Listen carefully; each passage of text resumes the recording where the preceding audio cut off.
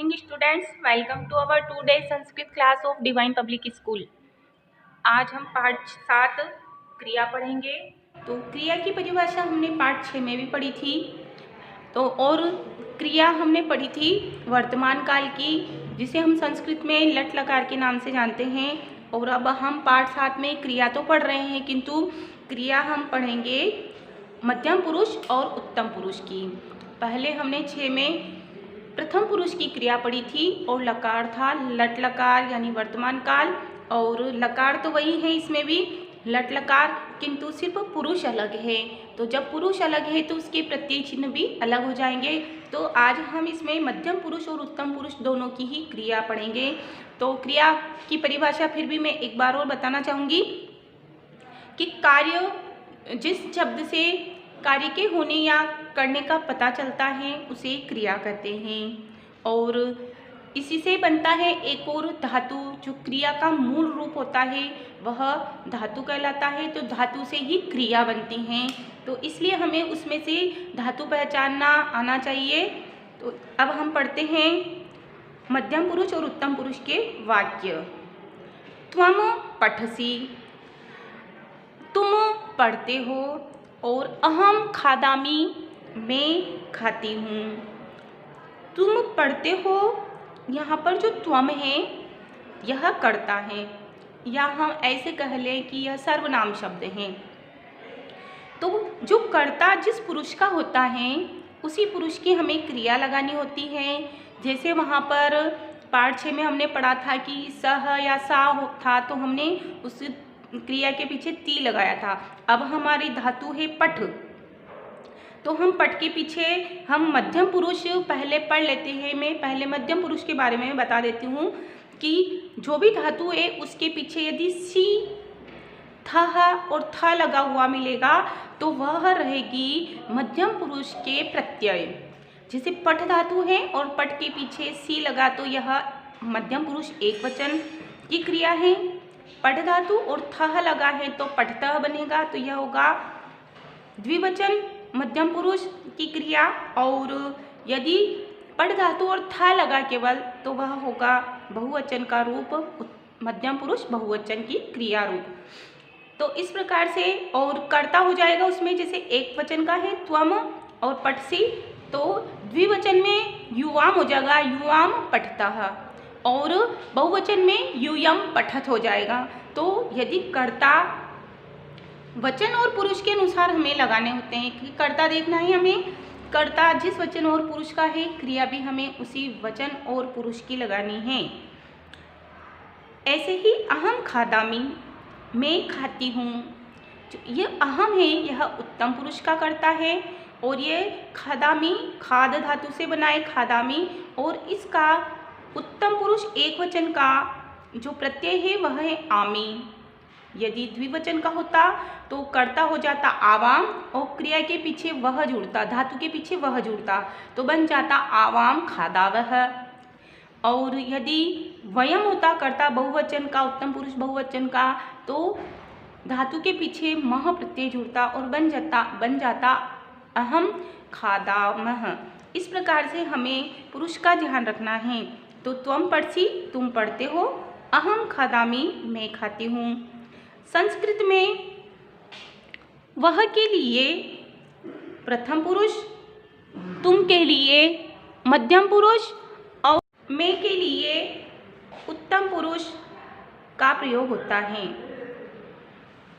यानी वह के लिए जैसे वह से बनने वाले शब्द रहेंगे, जैसे सह तो ते, और तुम के लिए आएंगे त्वम युवाम यूयम, और मैं के लिए उत्तम पुरुष का करता है तो यह बनेगा अहम आवाम वयम। तो इस प्रकार से वह के लिए हम प्रथम पुरुष का प्रयोग करेंगे, तुम के लिए मध्यम पुरुष और मैं के लिए उत्तम पुरुष। यानी प्रथम पुरुष जो सामने मौजूद नहीं होता है वह प्रथम पुरुष का कर्ता होता है। जिससे बात करते हैं यानी जो सुनने वाला होता है वह मध्यम पुरुष का कर्ता होता है, और जो वक्ता होता है जो बात को कह रहा होता है वह उत्तम पुरुष का कर्ता होता है, और सुनने वाला मध्यम पुरुष का कर्ता होता है। तो इस प्रकार से हम कर्ता पहचान सकते हैं। त्वम कहा असि, तुम कौन हो। अब हमें इसे कर्ता पहचानना है, तो त्वम है यह कर्ता और कौन से पुरुष का है, मध्यम पुरुष एक वचन का है। इसलिए हमने जो क्रिया लगाई है वह भी हमने एक वचन की लगाई है। असि अस धातु से बना है और अस का मध्यम पुरुष एक वचन का रूप बनता है असि। और यह भी कह कौन के लिए कह एक वचन का ही लगाया है पुल्लिंग का। तुम कौन हो, अहम शुकः अस्मि। वह तोता स्वयं कह रहा है, वक्ता है इसलिए कह रहा है अहम मैं, शुकः तोता, अस्मि हूँ। अब ये अस धातु से ही बना, यह मैं हूँ के लिए अस धातु का ही उत्तम पुरुष एक वचन का रूप बनता है अस्मि, मैं तोता हूँ। युवाम कौ स्थः, तुम दोनों, कौ कौन, स्थ है ना हो, तुम दोनों कौन हो।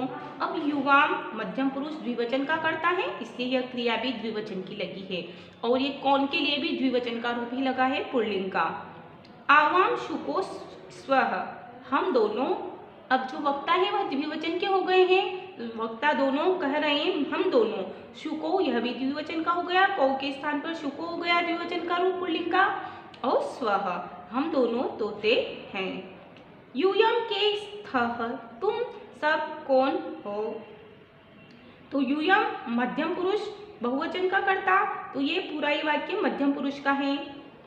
वयम शुकाः स्मः, हम सब तोते हैं, तो वयम भी उत्तम पुरुष बहुवचन का करता है, शुकाः भी बहुवचन के हैं।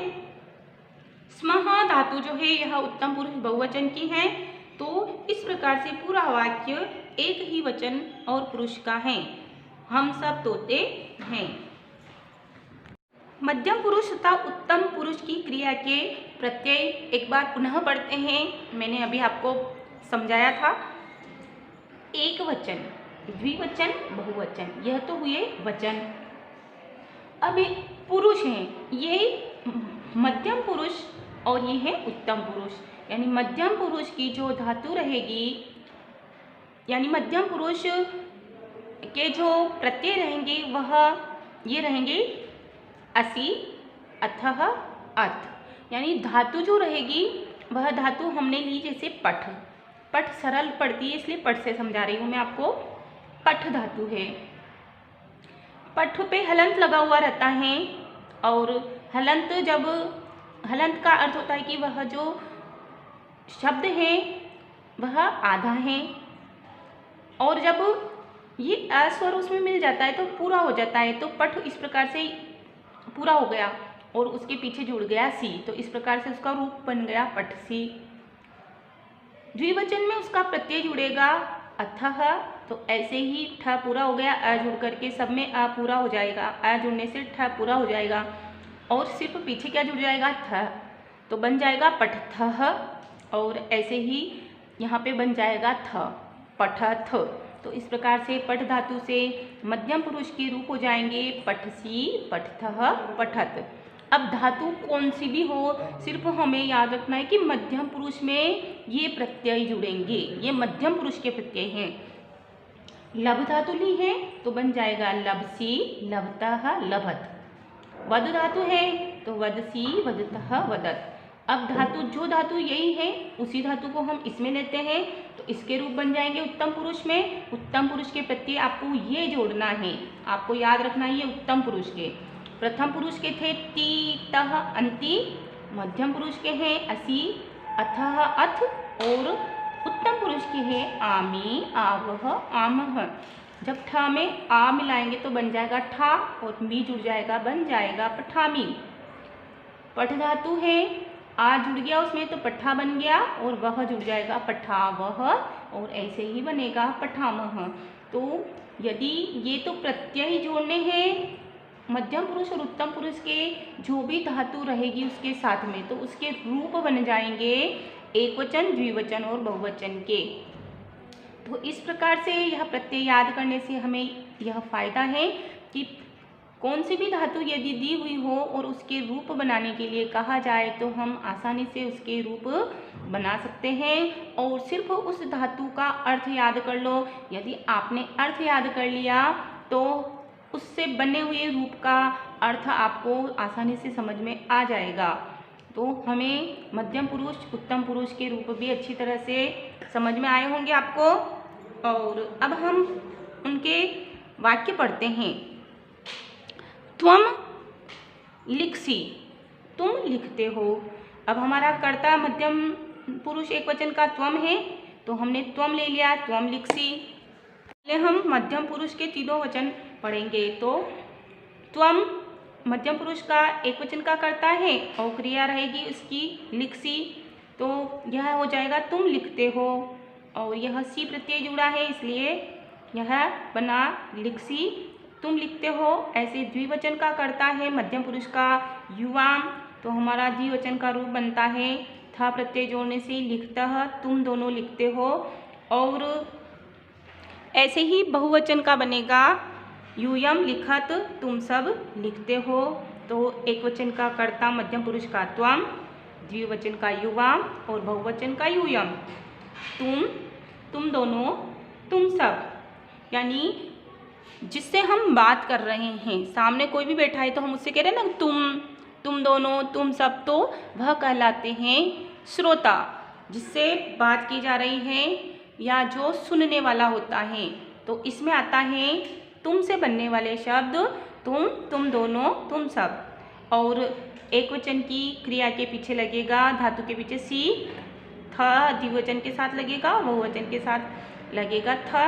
और धातु हम कौन सी भी ले सकते हैं, परंतु यहाँ पे लिखने के लिए आया है इसलिए लिख धातु ली है, तो बना है लिखसी, लिखतः, लिखत।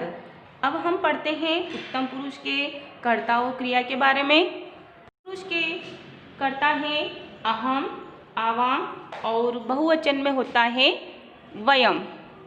तो पहले हम एक वचन के कर्ता और क्रिया के बारे में पढ़ेंगे। अहम, मैं।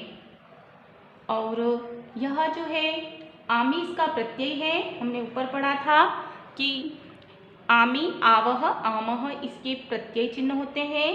तो हमने जो भी धातु है लिख धातु ली गई है, तो लिख के साथ में हमने आमी जोड़ दिया, बन गया लिखामी।